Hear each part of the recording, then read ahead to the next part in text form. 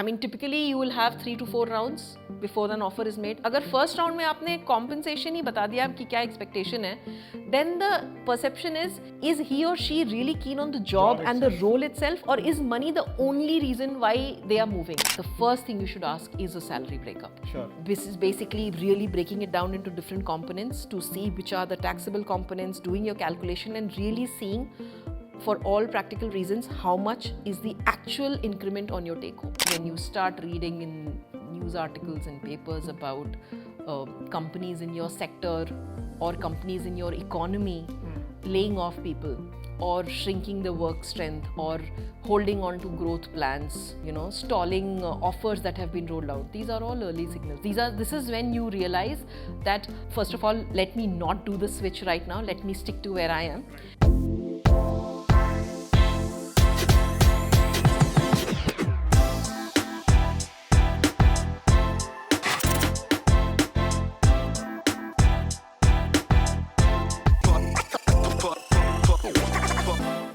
Hey guys, welcome to the AltUni Career Show. In this segment, we are going to talk about one of your favorite topics. This is something that we keep getting asked at all the AltUni counseling sessions as well, which is how should one negotiate their salary? Shuvharshika, you've given us great advice on when you should make a switch from one company to another. Now, assuming that we've gone through that journey and we've gotten a ready employer who wants to hire you, and is going to give you an offer letter most likely, and you are in that particular stage where you are having a conversation about the compensation piece, which is one of the most important things. So how do I as a candidate figure out what is the right strategy for me to negotiate my salary? The first question I have is, salary negotiate करना ज़रूरी है क्या? Because ऐसा थोड़ा सा advice देते हैं लोग कि अच्छा जो पहला offer आए ना वो तो reject ही करना होता है, कुछ ना कुछ तो और मांगो, because we have this feeling in a lot of spheres in life in India के the first thing that is given to you should negotiate सामने, bargain कुछ तो करना चाहिए. So is that the right strategy? Should one go and negotiate a salary? If I get an offer letter from somebody, then is it the right thing to do, to go and ask for more? If it is what you want, if it is the number that you are looking at and you are expecting, then there is no reason to negotiate. You shouldn't negotiate just for the sake of negotiating. But अगर ज़्यादा मिल जाए तो शायद और 10% extra मिल जाए तो what is the harm in trying? So see, typically, as one of the practices I can say is when a company extends an offer, this will not be applicable for campus hires or for the first initial hires because those are very band stringent, but for anything 2-3 years above, beyond, if a company gives you an offer, they typically have some buffer at their end, some leg room for them to negotiate. Sure. Right? But that's not a very large percentage. So even if you lose on that percent will be 5-7 at best 10%. Right. Okay. But what you can lose on by just pushing your luck is at times the opportunity itself. Right. So I'll give you an example. I had a candidate, who was, who went through all the rounds, made the cut, and he had a certain number in mind. He had not discussed with the client, but he had discussed it with me. He said, hypothetically, I'm looking at a number 100. Right. If they give me 100, I will take the offer. Right. And as luck would have it, my client liked him so much, without any communication, they kind of read his mind and they gave him 100. Right. Now that's the first offer. So my reaction was like, great, you should grab it. And he said, yeah, I will give it some thought. And I was like, okay, fine, he'll think about it, he'll come back. He came back after a couple of days to the client, and the client also had, and this was a good offer. This was like 35% jump. So client also knew that they were giving him a good offer. He came back saying that, yeah, while initially I was looking at 100, but I have now done some reference check in the market, spoken to mentor, etc., and now I believe I should get 140. Now the client was taken aback as to, but this is very close to what you had in mind, and plus very good offer, etc., He said, okay, I'll leave you with this number of 140, see what's the best you can do, and he kind of left the discussion, left the ball in their court. My client was very smart. They kind of realized that now he's just asking because he thinks he has to ask. They moved on very quickly to the next another candidate who was his backup, who was equally good, and they kind of closed the offer. So this gentleman came back after a week and very nicely, politely approached me saying, so what is your client thinking? I said, I'll connect you with the client. The client very politely said that, no, while we hear you, we've already moved on, because the way this whole discussion went was not something which they kind of enjoyed, and they felt like for a senior hire, we are not really looking at someone who's playing these tactics to get a little 10% or a 8% jump. So it can backfire as well. Awesome. वो जो बोलते हैं cliched लालच बुरी बला है, I think बहुत ज़्यादा लालच नहीं करनी चाहिए. थोड़ी सी लालच फिर भी ठीक है, but this is a little too much. कि 100 मिला जो चाहिए था, अब मुझे 140 चाहिए. जो आपको पता है आपको नहीं मिलेगा, but अब लग रहा है कि चलो मांग ही लेते हैं. हाँ. So. Awesome. One other question I had connected to this: is it a good strategy to reveal what my expectation is during the interview? If say a company comes and says, "Hey, what are your salary expectations?"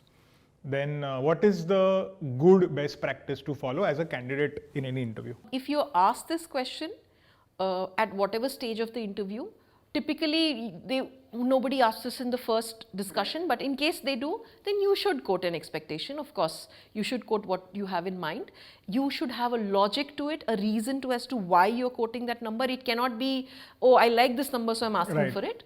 But till the time you're able to very scientifically explain as to why you're asking for this number, you should. But unless you are asked for it, maybe in the first discussion, it's not a great idea to give that answer by yourself, saying that, oh, by the way, I am expecting this much from the offer. तो उससे नुकसान क्या होगा? If I do quote a number somehow in the first meeting and if that has been blurted out, how can it go wrong for me? I mean, typically you will have 3 to 4 rounds before an offer is made. अगर first round में आपने compensation ही बता दिया कि क्या expectation है, then the perception is he or she really keen on the job and the role itself, or is money the only reason why they are moving? Right. If that's the case, then nobody wants to hire such a person. Right. Is it possible that it can also work the reverse way, where मैं अगर expectation बोल दूँ and assuming that things work out, and originally the company had planned कि okay, we are तो going, our budget for this role is 100, और मैंने जाके वहाँ पे अपना expectation पहले ही बोल दिया कि मुझे तो चाहिए 60, तो company is like कि सही है, मतलब now we are going to get the same candidate at 60 and I might actually lose out on that 40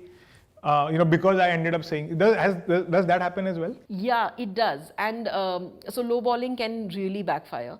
So what we typically suggest is, when they ask you an expectation, give an answer like, I'm looking at a market, what is the market standard, or what is the right level at the band that they're offering you. Sure. So you have to give an answer which is a little broad and also ideally a little vague. Because as you rightly mentioned, you could be lowballing. You could be giving a number which is actually lower than what they had in mind to offer. So you lose out on that. One question relevant for slightly early career professionals is, typically when people start off their careers, they don't have experience of, salary negotiations, because campus pe typically people say that this is the salary, you need to decide whether you want to join or no. There is no, unless you're doing a lateral campus hire, and I don't think in today's scenarios with the kind of batch sizes which are there across campuses, it is possible to negotiate salary at campuses. So you don't really have any experience of negotiating a salary. So early on in your career, are there some do's and don'ts that you have in your mind? If say you are moving at a same level, a lateral level, in the sense you're moving from company A to B, and you will essentially be doing a similar or a slightly larger role, but not a major promotion or increase in role and responsibility, right? For such a move, and it's within the same city, so there's no relocation involved, I think anything between a 25 to 50% is what a good market standard is. Sure. But comes a lot of other factors. If you are moving where you are also taking up larger role, right? You are a manager, senior manager, you're moving as an AVP, right? And clearly, if today you're taking care of, say, one product or one portfolio, there you'll be handling 2 or 3 or more. Right. So your work is also going to be more intensive, and there's a lot more value add you are bringing to the company. That's when you can ask for more. So that's when your hike can start anywhere from a 40 and can even go as high as 80, 90, 100%. Right? But that's only when you are getting that step up, larger role, next title and things like that. But in addition to the fixed, there are other components in case there's a relocation involved, right? And especially if it is, say, from city like a Bangalore to Mumbai, or from a Pune to Mumbai, or a city, or even if it's not to a more expensive city, but there's generally a relocation involved, there you can definitely ask for a cost of relocation. Right, which is essentially in a lot of cases a one-time payment or a staggered payment, which a company can basically stitch in the offer. Then the second part, of course, is the year-end variable or bonus component. So if you're close to, say, if you're going to get your year-end bonus in the next 3 months, 1 quarter, and your notice period is anyways going to be, say, a month, 2 months or something. So when you will actually move out of the company, you will be maybe a month away, 2 months away from getting that bonus credited in your account. You should definitely ensure that that amount is getting compensated in the offer. Either as a one-time payment, or giving further bump up on the fixed, or giving it as a joining bonus, or giving it as a guaranteed bonus as end of first year. But that amount has to be compensated in some shape and form in the offer in black and white. Then, of course, in case you're with a company that has given you stock options, right? There are vesting periods. It has a certain value attached. You have to very, very scientifically calculate it, show the calculation to the prospective employer, and really put it on paper. What is the money you're losing? Right? So the value that you will lose is something that, again, you should ask as part of the offer. That can either be in form of their stock options, or again, if they're not giving any stock options, say there's a global platform that doesn't do that, then they need to again stitch it as either a joining bonus or a guaranteed bonus at end of first year, or further bumping up the fixed. But this again needs to be absorbed. How transparent are companies in terms of giving out the monthly in-hand salary, the details? Because often one of the things that people complain is that, a large CTC is a number we have, but they don't really know exactly finally haath mein kitna aega until the first month actually starts. So is it a good practice to ensure that you get that clarity early on from the company? Any experiences around this? Absolutely. So the moment an offer is rolled out to you verbally, or even say the whole amount is mentioned in an email, I think for you to come back with a yes or no or asking for more, the first thing you should ask is a salary breakup. Basically really breaking it down into different components to see which are the taxable components, doing your calculation and really seeing, for all practical reasons, how much is the actual increment on your take home. So a salary breakup should be the first thing. And these days, in fact, companies, when they extend offer letters. Even before the formal offer letter, when they extend a kind of a provisional offer letter on email, they typically give a salary breakup. But in case they haven't, you should, as a candidate, you should definitely ask for it. So Shuvharshika, you gave us an example of somebody who ended up losing an offer because of being too greedy. And I wanted to ask you, give us an example of a candidate who did well in a salary negotiation and ended up maybe getting more than what he or she would have originally thought of getting because of doing a good job of the entire conversation. So actually, this happened with a candidate who was working with one of the larger private sector banks in India, and at a mid-level, not very senior, but our private sector banks, the likes of ICICI and HDFCs and Axis, they give their employees a lot of perks, which actually a lot of platforms don't even know of. Right? So in addition to what you and I know of, which is a fixed and a variable and a stock option, they give you perks on the percentage of home loan, percentage of personal loan. So they will give you a home loan for 2%. They'll give you a personal loan for 4%. Right? So somebody who's part of this organization and who has been availing these components, at times, unless they break it down and they really explain each of this component in black and white in an Excel sheet, it gets very tricky for an organization to understand. So this happened with somebody who was working with one such bank, where he obviously, the client came with the first offer of, again, hypothetically $100. He, in his head, was ready that if the offer is 125, I will bite it, because 100 is not fair. And his logic was also very, very reasonable, which was said that, okay, basis the cash component which is I'm getting, which is your fixed and variable, yes, 100 is a good percentage hike, but I'm getting stocks are vesting over 3 years, so the next and the last two legs are the heavier legs, 30 and 40%, so I'm going to lose out on lot.